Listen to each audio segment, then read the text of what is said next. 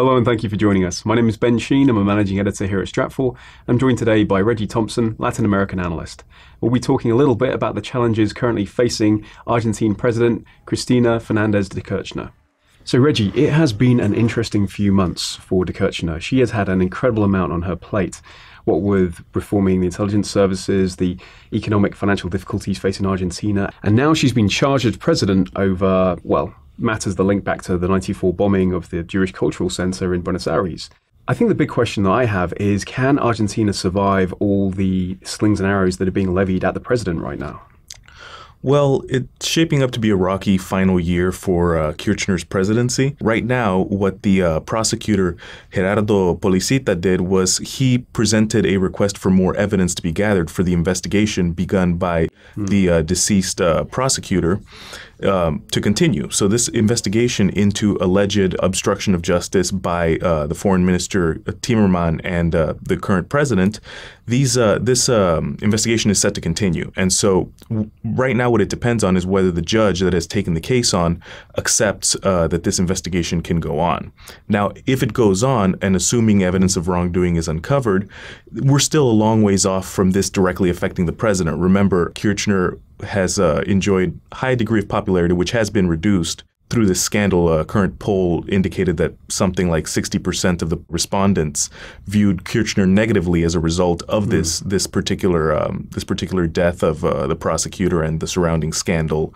So it is a political blow to Kirchner in an important year and to her party, but for it to directly affect the president or even affect the functioning of the nation, you would have to see the impeachment of the president or something to that effect. Yeah. And the president has control of both houses of Congress, and particularly the lower house, which is where the president would have to be impeached and her immunity removed for any criminal proceeding to continue. Because remember, as with the vast majority of countries, the Argentine president has political immunity from any criminal prosecution. Something that I found quite interesting is, why now? Why is all this being brought against her now? Because surely there are more pressing concerns for Argentina, such as the economy, for one. Well, this is the culmination of several years, nearly a decade actually, of investigation by the prosecutor Nisman. And this was an ongoing investigation conducted in cooperation with the Secretariat, the Intelligence Secretariat, which is Argentina's top civilian intelligence agency.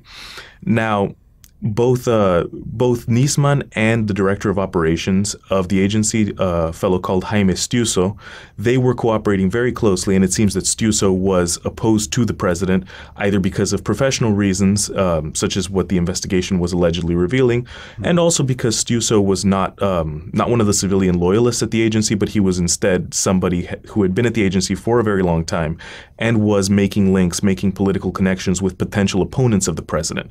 So the move to remove all the civilian and more professional heads of the agency back in December, on December 16th to be exact, was a move by the president to offset any opposition from there in an election year. Now it seems that with the death of Nisman, with the fall in popularity for the president, this is shaping up to be a rough year. But this is definitely the culmination of a long effort, of a long investigation by Argentina's judicial and intelligence services. So it's not surprising that it should come to a head this year. Most definitely. And as we've seen, the president has been very good at actually shoring up her position, maintaining popular support within the government, and also eliminating threats against her. And there's still a question of whether or not these charges will actually make it to court. She's only been accused at this stage, and she still has quite a lot of power in the judiciary itself. So at this point, Kirchner still maintains a degree of power within the judiciary. You have to remember that for years, she worked closely in tandem with judges to offset precisely criminal cases against her. This particular case is particularly important. Now, it's something that could come back to haunt the president afterwards, but the impact to the national government, to the functioning of the state, to the stability of the government would be quite limited if an obstruction of justice charge were to affect her after she stopped being president as opposed to before. Now, there are unconfirmed reports that Kirchner may be planning to run for the Mercosur parliament, that is the parliament of the Common Market of the South, and that would conceivably grant her a few more years of political immunity and offset such cases. Yeah. But even if Kirchner gets presented with further criminal charges in the future, even if this case proceeds to an actual trial, the impact on Argentina's energy, on the economy, on the wider political stability of the country will most likely be decidedly limited. And there's clearly a lot of complexity and depth to the issue. And thank you so much, Reggie, for taking the time to actually go into this and break down the various parts. For more on Argentina and Latin America in general, please read stratfor.com.